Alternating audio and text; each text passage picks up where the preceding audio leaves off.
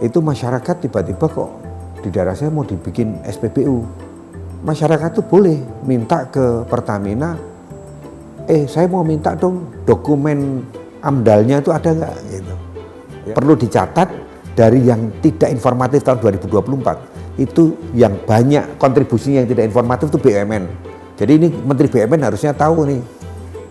Seperti tadi saya sampaikan, walaupun guyon ya, Komisi Informasi Pusat itu tidak dikenal, KIP ya, KI Pusat lebih dikenal Kartu Indonesia Pintar, betul. Karena apa?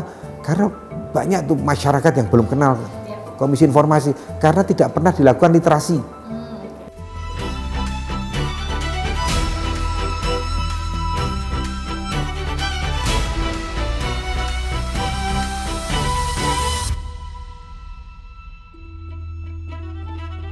Sobat Liputan6.com, apa kabar? Ketemu lagi bersama saya Sheila Oktarina tentunya di Bincang Liputan 6. Nah, hari ini kita akan berbincang dengan narasumber kita. Tentunya kita akan membahas tentang Komisi Informasi Pusat itu seperti apa dan gimana ya. Terus juga mungkin hubungannya dengan Dewan Pers seperti apa. Tapi uniknya nih, ternyata beliau narasumber kita ini sangat mencintai dunia seni, khususnya musik bahkan vokal. Waduh, kita akan kupas tuntas tentunya di Bincang Liputan 6 dan langsung saja kita akan berbincang bersama dengan Ketua Komisi Informasi Pusat, Bapak Doni Yusgiantoro. Halo Bapak Doni. Apa kabar? Baik, Bapak gimana kabarnya? Sehat dan tetap semangat. Oke, harus selalu semangat ya, masih di awal tahun kan Pak? Ya, semoga tetap semangat ya. Semangatnya harus dipertahankan minimal ya sampai tahun depan lagi, tahun 2026. Oke, harus tetap menyala katanya. Menyala. Kalau Gen Z bilang menyala bangku. Menyala.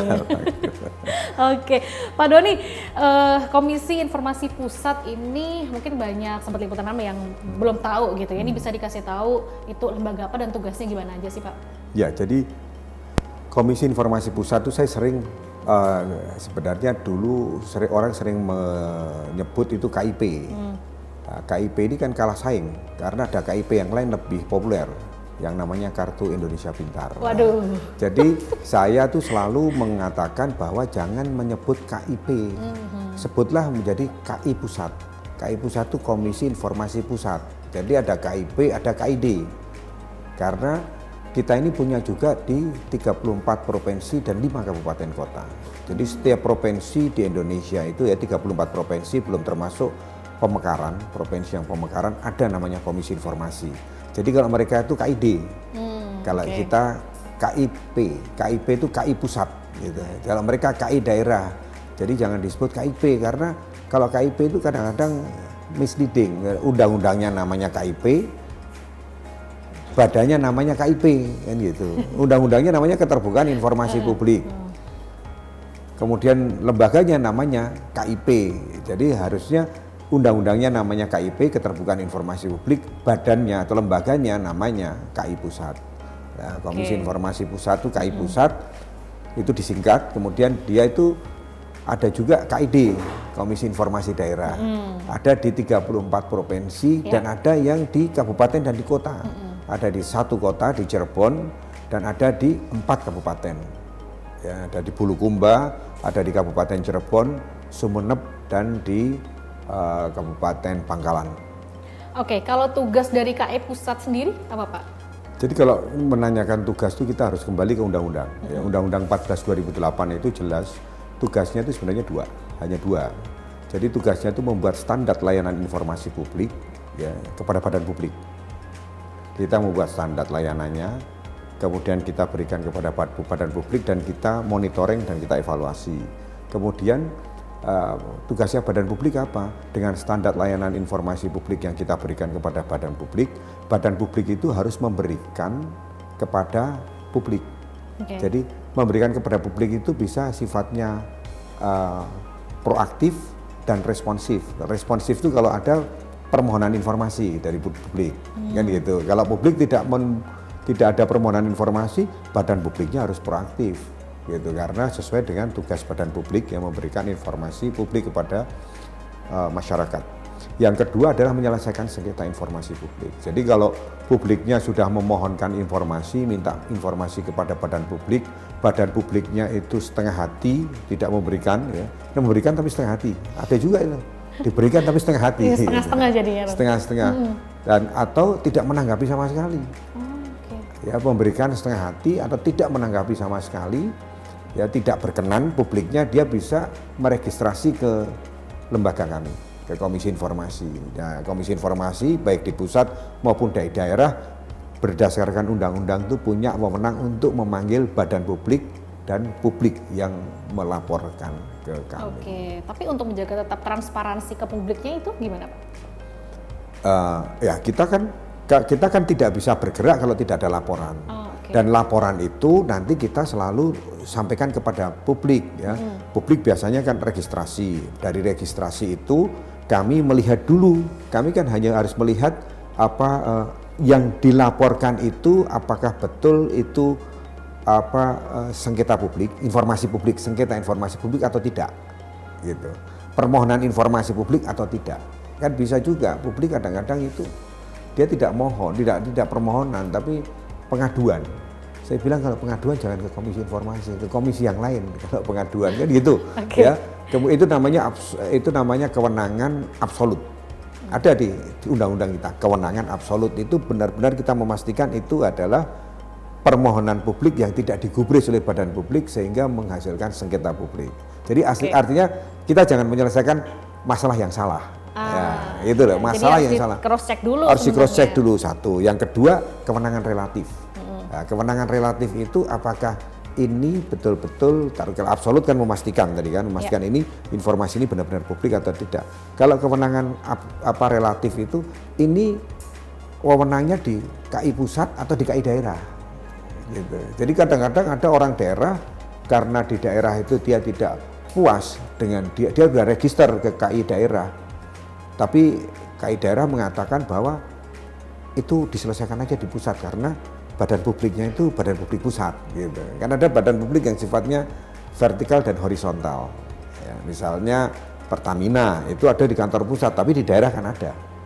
Ada Pertamina di daerah, PLN juga ada di badan usaha milik negara BUMN. Seperti itu.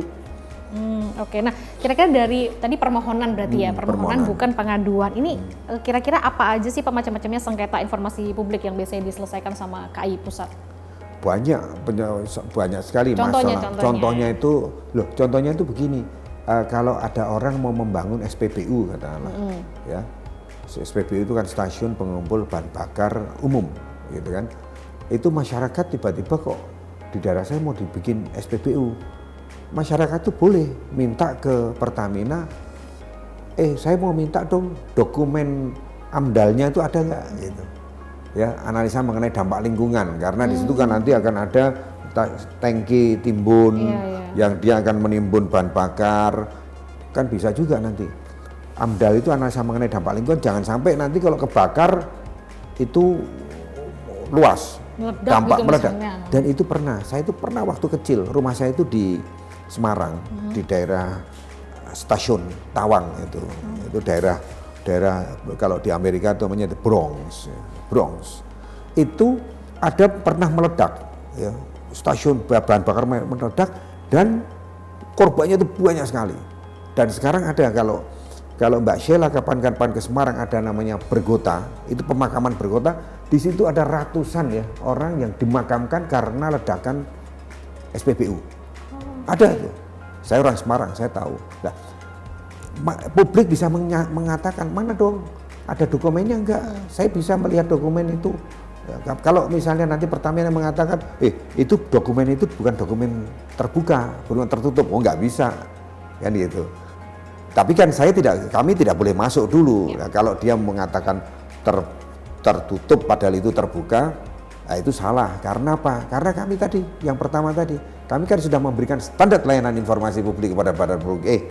Ini yang informasi terbuka mana, yang tertutup mana. Yang tertutup ada uji konsekuensi. Itu kurang lebihnya begitu. Itu contoh yang paling gampang lah. Jadi kalau nanti di rumahnya Mbak Sheila itu ada tiba-tiba ada stasiun orang dirikan stasiun pengumpul bahan bakar LPG gitu. Boleh ditanyakan sebagai publik. Dampaknya apa, sebahaya apa gitu nanti? Ya, jadi ditanyakan permohonan informasi ya. Permohonan informasi itu ada dokumen AMDAL-nya enggak? Ada dokumen izin-izin yang lain enggak? Kan harus ada izin dari masyarakat itu. Kan ada izin.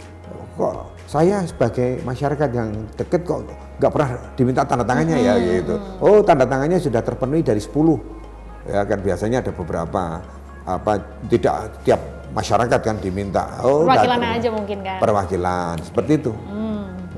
Nah, ini katanya akhir tahun Bapak tuh bilang KI Pusat bakal melaporkan 160 badan publik yang dinilai kurang informatif dan tidak informatif ke Presiden nih katanya.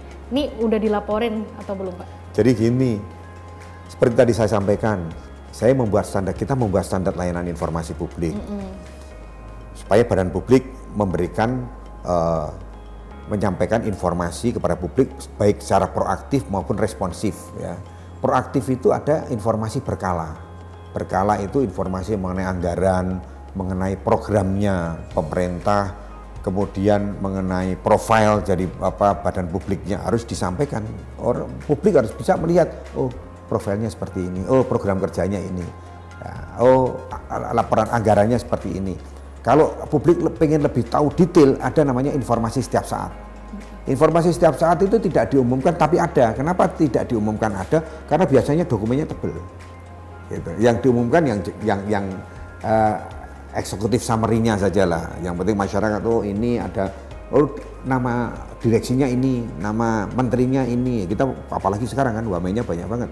Kita juga kadang-kadang nggak tahu wamennya siapa. Oh ternyata wamennya ini satu kampung nih sama saya. Padahal kadang-kadang nggak tahu orang itu wamennya itu satu kampung atau tidak. Itu harus dilihat itu di badan publik.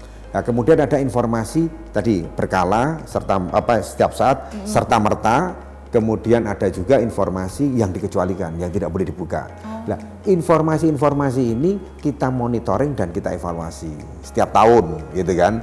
Jadi misalnya badan publik itu menurut catatan kita ada 372 tahun 2023 yang kita harus monitoring. Badan publik ya 372, 2024 kemarin turun jadi 369. Kenapa? Ada 3 yang didilusi, dihilangkan gitu atau dijadikan satu kan banyak itu, ada perkembangan kan. Beberapa perkembangan itu kan harus di badan publik kadang-kadang ditambah, kadang-kadang dikurang ya, ada yang diganti namanya gitu kan. Nah, dulu Kementerian Hukum dan HAM, Kemenkumham. Sekarang ada Menteri Hak Asasi Manusia, ada Menteri Imigrasi dan Lembaga Pemasyarakatan dan sebagainya itu kan. Nah, setiap tahun kita lihat, gitu kita lihat, kemudian kita monitoring, kita evaluasi. Nah, dari 372 tahun 2023 yang informatif itu 122. 122 badan publik informatif. Yang tidak informatif ada 147. Oke. Yang di tengah itu menuju informatif cukup kurang. Jadi ada 5 kategori. Ya. Informatif, tidak informatif, cukup, menuju dan kurang. Yang tahun 2022 yang informatif 122, yang tidak informatif 147. Yang 2024 kemarin, ini 2023 ya, 2024 berarti saya mengukur dari Januari sampai dengan Desember. September, Oktober lah, gitu. Itu yang naik, yang informatif jadi 139, yang tidak informatif itu dari 147 turun dari 139. Gitu. Nah, ini nanti kita laporkan kepada Presiden. Kita laporkan juga kepada Menteri. Ya, perlu dicatat dari yang tidak informatif tahun 2024 itu yang banyak kontribusinya yang tidak informatif itu BUMN. Jadi ini Menteri BUMN harusnya tahu nih. Ya, Menteri BUMN harusnya tahu ini yang sumbangan terbesar badan publik tidak informatif itu dari Menteri BUMN ya, dan dari kemarin kebetulan pada waktu kami melakukan penghargaan Pak Menteri Agama datang.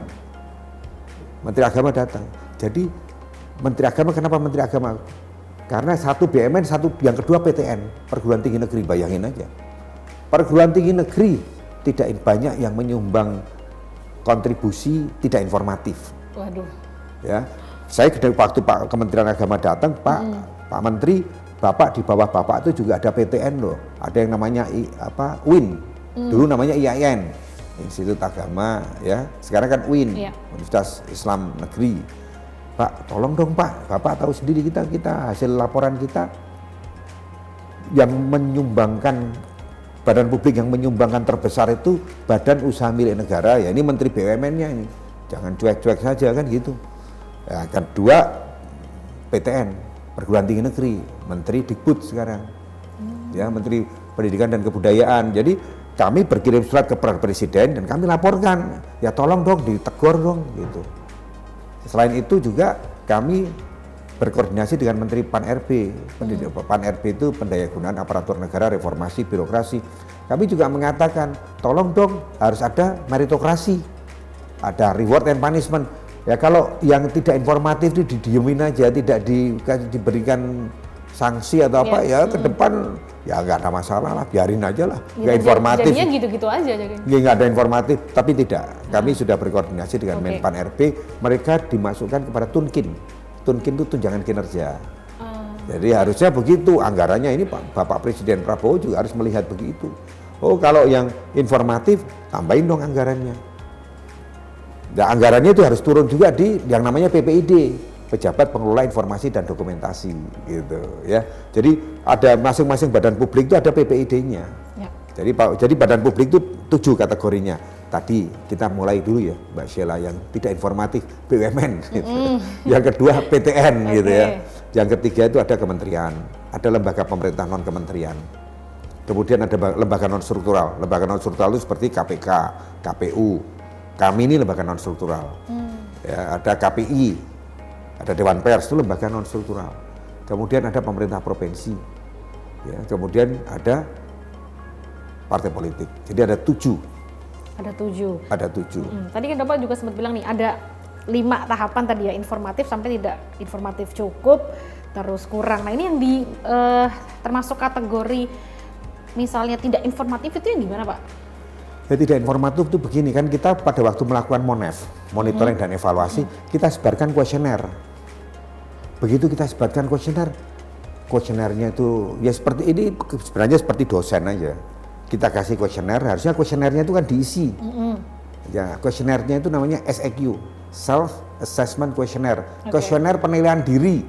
Jadi di situ kita lihat sarana prasarana kamu itu seperti apa. Kan harus ada sarana prasarana, kantornya seperti apa, ada nggak, ada kantornya tapi ada orangnya nggak, ada kantornya nggak ada orangnya, itu namanya kan kantor hantu ya itu kan ya.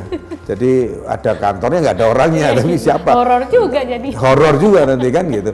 Jadi ada kantor, ada orangnya itu namanya PPID tadi, Pejabat Pengelola Informasi dan Dokumentasi. Ada sarana prasarananya PPID-nya itu sudah ngerti tidak? Gitu, sudah ngerti tidak bahwa yang disampaikan itu jenis informasinya apa, ya kan? Jadi ada sarana prasarana, jenis informasi, kualitas informasinya juga seperti apa, ya.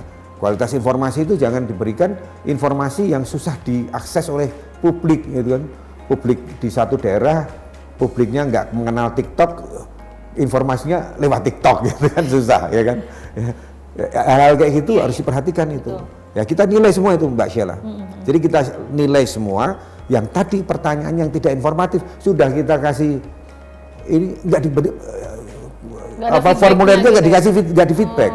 Begitu diumumkan, kemudian ada, saya nggak usah menyebut lembaganya cukup terkenal.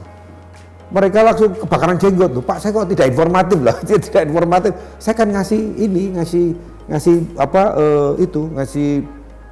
saya isi semua, lah diisi tapi buktinya nggak ada, kita kan lihat betul, ya kan? Saya punya laporan LHKPN-nya mana? Lihat di situs KPK gitu kan misalnya, kayak gitu kan harus, lah ya kan ini kan kita diminta untuk ngelihat KPK lagi, kan itu dilaporkan KPK, harusnya dia juga LHKPN ya, sampaikanlah LHKPN gitu, ya contohnya seperti itu ya, yang tidak informatif nilainya biasanya di bawah 50. Jadi kita akan nilai itu, Mbak Sheila, kita nilai betul kan. Kita melibatkan beberapa ahli.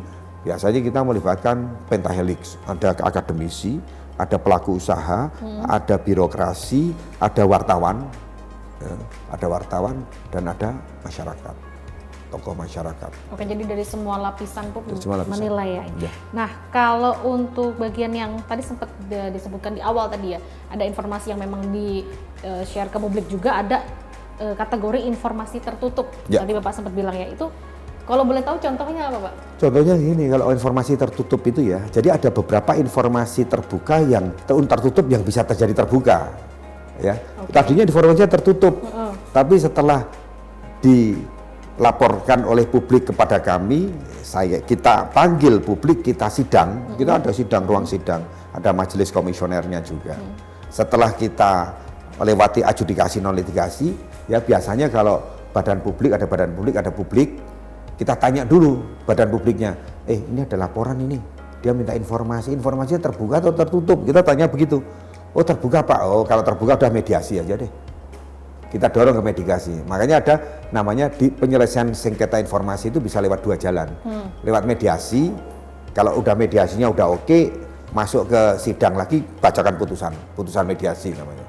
Kalau dia bilang tertutup, wah nanti dulu nih kalau tertutup, pemeriksaan tertutup dulu deh. Kok kamu menutup itu loh, kan kita nanyanya gitu. Apa yang ditutup? Oh Pak, ini harus kalau kita buka banyak mudaratnya daripada manfaatnya. Ya coba deh cerita dulu ya, kita lihat nanti. Kita review dulu pastinya. Kita review dulu, kita lihat dulu gitu. Oke, nah sekarang kalau kita pukul mundur gitu ya, flashback berkaca di pelaksanaan pemilu dan pilkada serentak kemarin 2024. Apakah ada keterbukaan informasi dari KPU dan Bawaslu yang sudah sesuai ini Pak? Jadi begini, hati-hati ya, kami waktu itu tahun 2023 itu KPU kita beri peringkat pertama. Pada waktu pada waktu Monef kita. Saya waktu itu dengan Mbak Titi Anggraini, ya, Perludem itu, dosen UI juga, ya, ditanya, Pak, Bapak itu kok ngasih ini sih, KPU itu informatif, padahal kelakuannya kayak gitu loh misalnya gitu. Saya bilang begini Mbak, Mbak gini, ibaratnya dosen, murid itu pinter, tapi habis pinter keluar setelah jadi insinyur, setelah jadi dokter Andes, dia itu dia berperkara atau dia itu asusila dan sebagainya, ya itu kan dosanya nggak boleh disalahin dong, saya bilang gitu. Kan begitu ya. Artinya saya bilang, saya itu udah lihat dari self assessment questionnaire tadi, wah canggih betul dia, ngisinya tuh bagus semua, kita lihat bagus semua. Lah terus gimana? Kita kasih dong nilai 100, itu 80%. Pada waktu kita uji publik, ketua KPU-nya datang. Ketua KPU-nya datang, oh sama saya Pak Ketua, saya kan kenal dekat. Dia datang, dia presentasinya bagus. Ya kasih nilai bagus juga, gitu kan? Ya seperti mahasiswa, dikasih ujian nilainya bagus, wawancara bagus. Setelah jadi insinyur, setelah jadi dokter, keluar dia kena asusila. Lah masa dosanya disalahkan, kan nggak boleh begitu dong, ya kan? Saya mengatakan ibaratnya begitu. Jadi kita ini hanya melihat ya.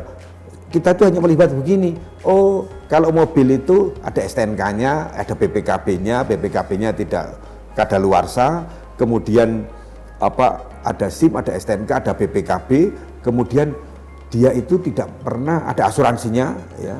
Kalau motor itu ada pentilnya, kita lihat, oh ada pentilnya. Kalau semuanya itu sudah bagus, ya sudah. Tapi begitu kita lihat bagus, motornya itu untuk nyopet, lah masa kita salah ya? Ya itu sebenarnya urusan personal ya. Itu urusan lembaga lain. Jadi kita ini di Indonesia jangan adalah lembaga yang super body. Harus ada sendiri-sendiri begitu. Itu urusannya urusan polisi lah, lembaga kepolisian. Kalau nyopet kan gitu, Mbak Sheila. Oke. Nah ini hubungan KI Pusat sendiri sama pers itu apa Pak korelasinya? Ya satu, dia sama-sama lembaga non struktural, ya Dewan Pers. Dan Dewan Pers itu sama-sama koordinasinya di Komdiji.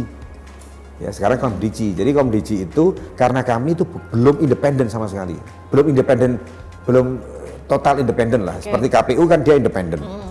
Kalau kami kan masih bukan menginduk ya ke Komdiji lah, karena kami belum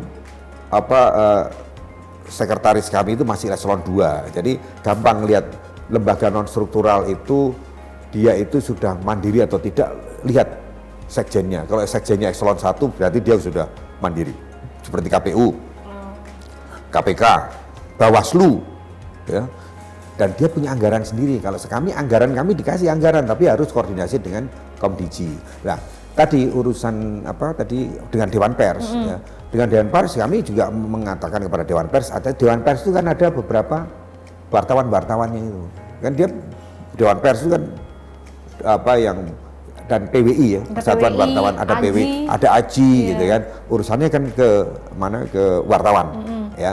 Nah, kami mengatakan bahwa kalau kami ya informasi-informasi itu tidak harus dibuka semuanya. Ada informasi yang memang boleh ditutup di undang-undang kami. Ya. Kalau undang-undangnya mungkin undang-undang pers kami tidak mau masuk ke sana. Dia kan mengatakan jangan dihalang-halangi dong. Kalau wartawan itu mau cari berita, ya silakan saja. Ya, tapi di undang-undang kami boleh dikecualikan, walaupun sifatnya ketat dan terbatas. Itu. Nah, ini kita biasanya dengan AJI, dengan Dewan Pers, dengan PWI, kami sudah buat MOU dengan PWI. Ya, kami mengatakan kami ada beberapa kerjasama dengan mereka. Bagaimana kalau misalnya wartawan boleh juga mengajukan permohonan informasi, boleh juga. Gitu. Jadi wartawan sebagai pribadi maupun sebagai institusi boleh. Gitu. Kalau case-nya misalnya ada suatu masalah gitu ya di lembaga gitu kan, suatu lembaga. Jadi untuk karyawannya minta permohonan informasi publik itu boleh juga? Boleh. Jadi seperti kami pernah menyelesaikan ya, ini kebetulan kasusnya sudah selesai. Ada dosen itu bersengketa dengan universitasnya. Jadi misalnya dosen, katakanlah ya, dosen universitas, ini negeri ya, karena PTN, kita tidak boleh masuk di PTS, perguruan tinggi swasta nggak boleh. Misalnya dosen UI atau dosen Gajah Mada atau dosen Undip, dia merasa jenjang jabatan akademisnya itu nggak naik-naik. Gitu. Wah, kalau nggak naik-naik jabatan, wah ini jangan-jangan saya dimainkan di level dekanat nih, dekannya. Wah, dia boleh, dia minta permohonan, tolong dong, saya minta dokumen penilaian jenjang jabatan akademis. Kok saya nggak naik-naik? Oh, dikasih. Loh, pada gitu dikasih, dia bilang, ya karena kamu nggak naik karena penilaiannya jelek. Loh, saya pengen dong, siapa yang nilai saya jelek? Gitu. Oh, nggak boleh gitu kan. Itu kan masuk ke ranah pribadi kan, nggak boleh dibuka, ya kan? Ya, kalau dibuka nanti diancam lagi yang nilai kan gitu. Itu ada seperti itu. Jadi dia akhirnya kita mediasinya gagal. Karena mediasi gagal, kita masukkan lagi ke adjudikasi non litigasi. Jadi nanti kok ini ditutup sama perguruan tinggi negerinya, ditutup, nggak boleh Pak, nggak bisa Pak. Masa ya kalau nanti dibuka yang nilai kan nggak ada yang berani menilai gitu. Nanti Mbak Sheila, dosen saya nilai, wah ini jangan-jangan backingnya kuat, nanti saya diancam lagi kan gitu. Kita harus dilihat kan seperti itu. Ya, kita melihat sampai di situ, Mbak Sheila. Jadi boleh karyawan misalnya, kalau SCTV nggak bisa, karena SCTV swasta. Tapi kalau Mbak Sheila di RRI, TVRI boleh, karena dia pakai APBN. Kalau swasta kan duitnya sendiri. Oke, siap, kalau itu noted berarti ya. Om dari kota Jambi. Informasi dikecualikan. Nah, sekarang kan memang untuk generasi sekarang tuh kan banyak ya, dari mulai Gen Z, terus Gen Alpha, Gen Beta, bahkan nih sehingga nanti gitu. Bagaimana cara dari KI Pusat sendiri untuk nge-grab mereka nih, untuk menarik kalangan Gen Z, milenial, maybe untuk juga ikut mengawasi keterbukaan informasi nih Pak? Oh, itu strateginya. Ya, strateginya saya deketin Menteri Pemuda dan Olahraga. Itu kan termasuk Gen Z juga atau apa itu ya. Badannya gede tapi badannya besar, tinggi besar, tapi dia termasuk milenial ya. Oh, kita sangat akrab dan Kemenpora kemarin nomor 1. Ya kita deketi, ya kita juga pendekatan. Mereka bagus juga. Karena apa? Karena sesmennya juga bagus. Sesmennya itu orang lama dan menterinya manut sama sesmen. Gitu loh. Enggak, ini penting karena apa? Kadang-kadang pimpinan badan publik itu dia mengatakan kadang-kadang gini, itu nggak penting untuk keterbukaan informasi gitu. Sesmen, sehebat apapun sesmen, kalau menterinya udah ngomong begitu susah. Sehebat apapun pimpinan badan publik ya, pimpinan lembaga negara, pimpinan negara pun kalau dikasih semua profesor semua, tapi kalau dia bilang enggak lah, ya susah kan gitu. Nah, ini kebetulan koordinasinya bagus. Waduh, bagus sekali, komunikasinya bagus. Dari kepala bironya, kepala biro biasanya PPID, ya, dari pejabat pengelola informasi dokumentasi. Atasan PPID itu pejabat administratif tertinggi di kementerian, biasanya sekjen, bisa sekjen, sestama, corporate secretary, pimpinan badan publik, atasan PPID, pimpinan badan publik. Ini semuanya bagus. Nah, kita deketin aja lewat itu karena milenial tadi. Ya, kita sering ada event-event lah dengan Pak Menteri, ya kan, Pak Menterinya anak muda. Kedua, kita cari lagi mana ini yang kira-kira jadi anak-anak muda yang suka dengan ini ya. Kemudian kita dengan Pak Sandiaga Uno, ya Menteri Pariwisata. Jadi itu adalah strategi kita. Karena apa? Karena kita nggak bisa langsung, lihat aja undang-undang kita. Membuat standar layanan informasi publik, menyelesaikan sengketa informasi publik. Jadi kita ke publiknya lewat badan publik, gitu. Jadi seperti tadi saya sampaikan, walaupun guyon, ya Komisi Informasi Pusat itu tidak dikenal, KIP ya KI Pusat lebih dikenal Kartu Indonesia Pintar, betul. Karena apa? Karena banyak tuh masyarakat yang belum kenal Komisi Informasi karena tidak pernah dilakukan literasi. Ada literasi digital, ada literasi, ada rasio elektrifikasi, ya. Tapi literasi keterbukaan informasi publik di masyarakat nggak ada. Yang ada adalah literasi ya, indeks keterbukaan informasi publik itu yang disasar selalu di badan publik, pemerintah provinsi. Padahal masyarakat, kami sendiri nggak tahu loh Mbak Sheila. Saya itu nggak tahu. Publik yang sudah terliterasi itu nggak tahu. Berapa persen publik yang sudah tahu keterbukaan informasi publik nggak pernah tahu. Nah, ini yang menjadi PR pemerintah sebenarnya. Gitu. Ini yang harus pemerintah lihat ini bahwa publik itu harus dicerahkan juga. Gitu. Oh ada keterbukaan informasi publik. Oh ada lembaga yang namanya Komisi Informasi Pusat atau KI Pusat. Oh dia punya di daerah juga. Oh ada undang-undangnya, ada peraturan pemerintahnya itu Mbak Sheila. Oke, Pak Doni kalau misalnya tadi saya cari tahu ini ya untuk backgroundnya nih, ini orang tuanya latar belakangnya militer ya Pak? Jadi dididiknya keras Pak? Iya, jadi bapak saya itu dulu militer tapi dia polisi militer sebenarnya. Oh oke. Jadi saya itu berdua bersaudara. Jadi saya tadi sampaikan kan rumah saya itu kan di daerah Debrong. Daerah Debrong itu gampang ciri khasnya. Dekat stasiun atau dekat pelabuhan itu pasti daerahnya Debrong. Kalau nggak dekat stasiun, dekat pelabuhan lah. Karena bapak saya itu militer, waktu itu pangkatnya nggak tinggi-tinggi amat, ya pangkatnya mayor. Kakak saya itu 16 tahun di atas saya. Oh jaraknya? Di atas saya 16 tahun. Jadi cerita-cerita orang-orang di situ begini, kakak kamu tuh dulu kalau berantem, karena bapak kamu tuh militer, itu anaknya sama bapaknya dipanggil sama bapak kamu. Terus bapak kamu mengatakan anak kamu salah. Anak kamu ditempelengin di depan saya atau kamu dua-duanya saya tempeleng gitu. Jadi bapaknya tuh nempelengin anaknya dia sendiri di depan bapak saya. Demikian. Jadi dulu ya, itu militeristiknya tuh militer tuh sangat ini. Jadi ya, tapi di lain itu bapak saya tuh mengajarkan disiplin. Disiplinnya tuh ketat. Ya, disiplin, kemudian jaga perilaku. Ya, kemudian kalau berantem jangan mundur. Ya, wah kita boncos lah gitu kan. Tapi gentleman. Jadi saya kadang-kadang saya pulang loh dari mana? Oh berantem Pak. Menang apa kalah? Waduh nggak ada menang nggak kalah tapi ya begini ya bagus. Udah tapi nggak boleh ya, nggak boleh dendam, nggak boleh ini. Oke. Jadi hal-hal kayak itu membekas sampai sekarang. Jadi kenangannya. Tapi selain militer juga kan guru juga ya. Ya ibu saya guru. Ibu saya itu guru dia mendidikan ilmu pengetahuan itu ini penting ya. Kamu harus nyekolahin anak-anak kamu sampai dengan jenjang yang paling tinggi ya gitu. Pada waktu itu saya juga ngomong kan ada juga orang-orang yang nggak lulus SD tapi kaya raya itu 1% itu nggak ada 1% dari total katanya begitu kan. Jadi ini perpaduan yang bagus ya. Satu disiplin ya. Dan sekolah saya di SMA juga disiplin. SMA saya itu SMA yang masuk kelas itu harus baris dulu ya. SMA yang kalau masuk kelas itu harus baris. Kemudian kalau nanti bisa berantem ketahuan kepala sekolahnya diadu pakai sarung tinju juga. Jadi kita diadu pakai sarung tinju, setelah itu salaman dan tidak boleh di luar berantem lagi. Kalau sampai di luar berantem lagi kita dikeluarkan, tanda tangan.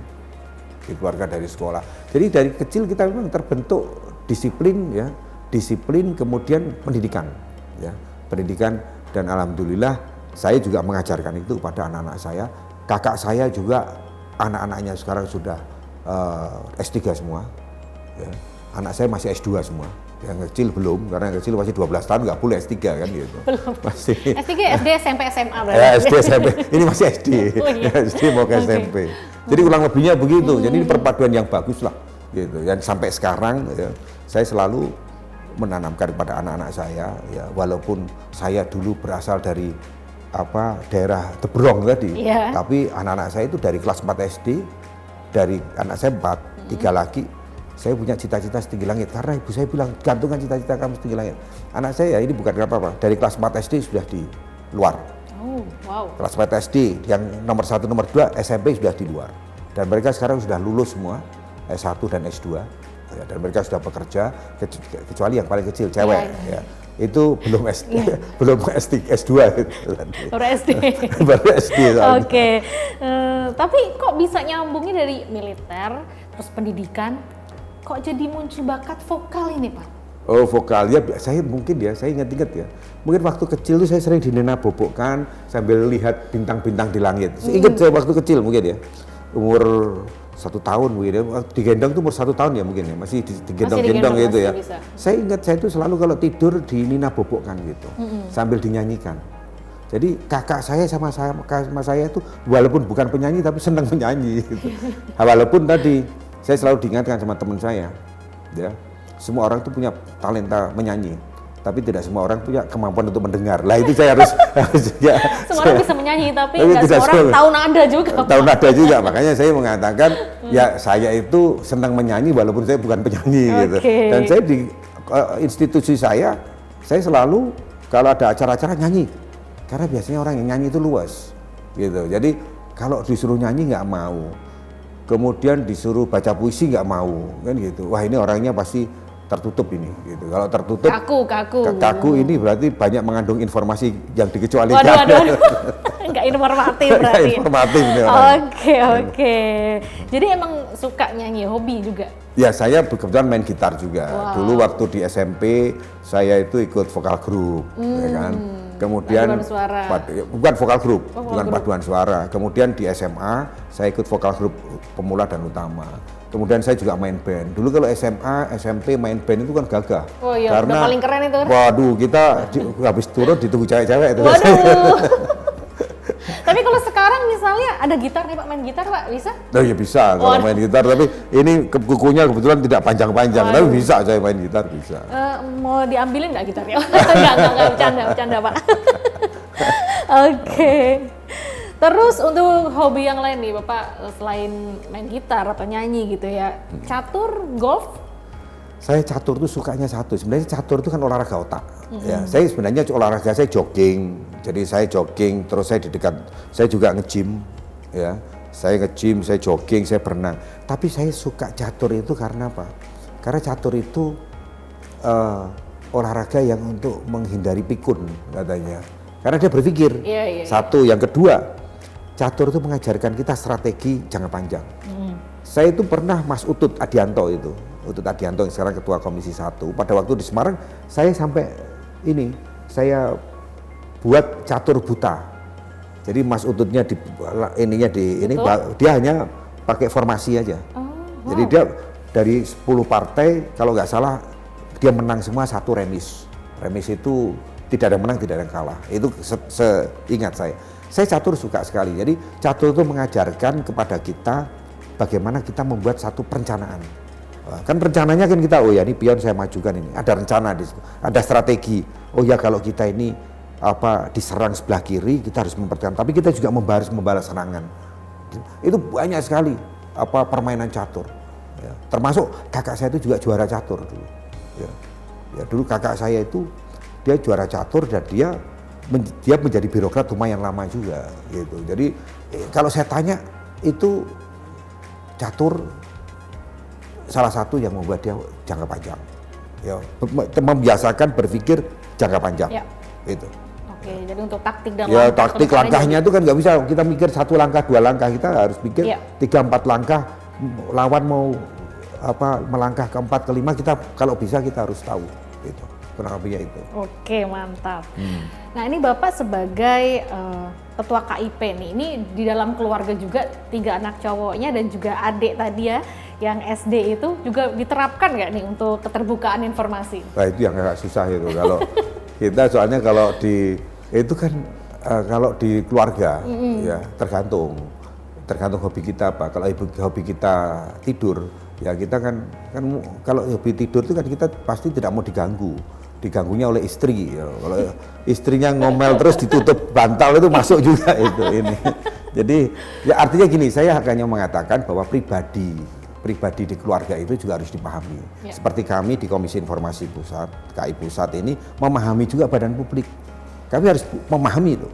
Oh, Badan Intelijen Negara, BIN itu dia memang harus banyak menutup informasi, jangan membuka informasi, bahaya negara kita. Oh, Kementerian Pertahanan, oh, Kejaksaan, ya, Kepolisian, lembaga BSSN, Badan Cyber Sandi Negara, termasuk dalam keluarga juga. Dalam keluarga ini kita juga harus melihat, oh, anak pertama kita ini terbuka, yang kedua setengah terbuka, setengah tertutup, yang ketiga tertutup misalnya begitu. Nah, tapi kita harus memberikan pengertian kepada mereka, seperti kepada badan publik dan kepada masyarakat, bahwa keterbukaan dengan keterbukaan ini, dengan keterbukaan informasi ini memudahkan kita dalam merencanakan sesuatu. Merencanakan apa saja kalau terbuka kan enak informasinya. Betul. Iya kan? Iya. Jadi misalnya anak saya, Pak, dia umur 30 sekarang, 31. Saya mau nikah nih. Ya kamu harus terbuka dong. Calon kamu siapa? Kemudian ini siapa? Terus ini. Kalau nggak terbuka coba, kita kan susah. Ini nanti kamu nikah sama siapa? Anaknya siapa kan gitu kan? Kurang lebihnya begitulah ya kan. Jadi saya selalu menekankan bahwa keterbukaan informasi itu ya selalu harus dipahami, memudahkan kita dalam merencanakan, membuat sesuatu perencanaan. Merencanakan itu tentunya terkait dengan apa yang mau kita hasilkan, apa yang mau kita capai, dan apa yang mau kita rubah. Itu aja. Jadi saya selalu menekankan itu di keluarga. Siap, mantap banget nih. Kita agak kepo dan penasaran, tadi Bapak kan juga ikut vokal grup dan juga gitar nih. Ini kalau boleh di-spill, dikasih tahu nih sahabat Liputan, memang suka musiknya genre apa sih Pak? Oh, kalau saya dulu kan zaman saya itu kan zamannya Ebit GAD kan gitu. Jadi saya ini sekarang kalau nyetel lagu di mobil, lagunya Ebit, lagunya Deloitte, lagu anak-anak saya udah bilang begini, apalagi yang kecil yang dia sukanya musik Korea sekarang kan. K-pop. Dia bilang pop Korea, K-pop, terus Jepang segala dia kan ini kan. Terus anak saya umur 30, 31, 30 musiknya lain lagi dia. Nah saya yang 50 sekian ya mendekati kepala 6 itu lain lagi. Jadi dia bilang begini, please Pap, jangan nyetel musik itu deh. Kalau musik itu pakai earphone aja. Jadi saya kan memang senangnya lagunya Obi Mesah dulu, kisah kasih di sekolah misalnya gitu kan. Ya kan? Terus ada lagi banyaklah kisah kasih di sekolah, terus lagunya Elgi esok pagi, lagunya Ebit. Terus kalau lagu barat tuh saya masih Coldplay masih suka lah. Oh, Coldplay. Don't look back in anger. Misalnya kayak gitu lah, atau Jamaica Farewell gitu kayak Edelweiss. Tapi lagu-lagu itu jarang. Ya anak saya itu kalau misalnya kakaknya mau nikah nih, kamu yang kecil itu kan umur 11 tahun, nyanyi dong, Pap. I don't want to sing as your request katanya. Karena saya bilang, hey Jude, terus dia nggak mau itu, hey Jude itu lagu kamu bukan lagu saya. Walaupun dia bisa menyanyikan gitu lah, kurang lebihnya gitu lah. Berarti musisi favoritnya Bapak siapa? Ebit GAD juga? Saya tuh pokoknya yang tua-tua lah ya, yang zaman saya itu dulu Iwan Fals saya suka, Iwan Fals saya suka, terus OI dong, OI.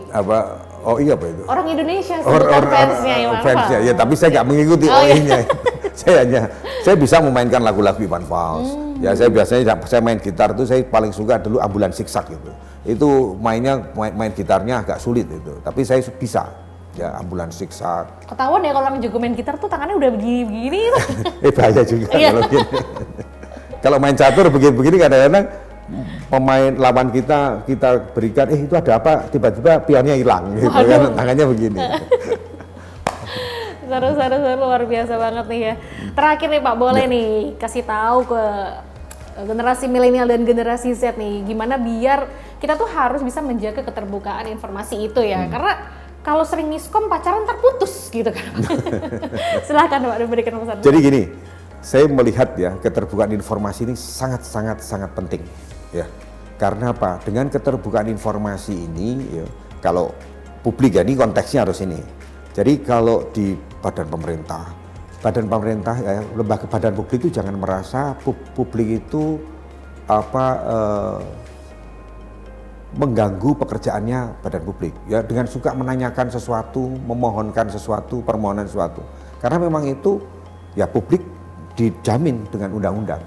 Dengan Undang-Undang Dasar 45 pasal 28F maupun dengan Undang-Undang 14 2008. Jadi badan publik juga harus mau melayani publik dengan baik. Tapi saya juga menghimbau publik, publik, kamu itu juga diberikan ini dijamin oleh Undang-Undang Dasar 45. Tapi ya jangan apapun yang menanyakan sesuatu itu harus ada dasarnya. Itu. Artinya apa? Artinya publik itu menanyakan sesuatu yang, mohon maaf ya, kalau misalnya itu anak SD, dia menanyakan sesuatu yang ininya anak SMA atau SMP, ya nggak bener lah, gitu kan.